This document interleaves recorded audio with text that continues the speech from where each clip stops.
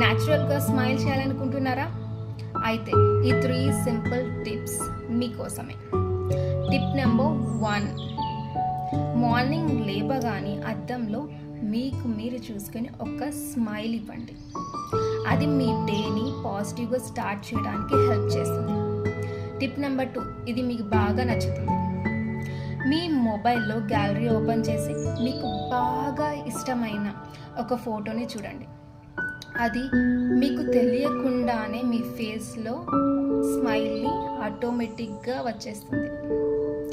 Tip number 3, night పడుకునే ముందు ఈరోజు జరిగిన 3 గుడ్ మూమెంట్స్ని గుర్తు చేసుకోండి. స్మైల్ కోసం ఇక్కడ వెతకాల్సిన అవసరమే లేదు, జస్ట్ స్మాల్ మూమెంట్స్ చాలు.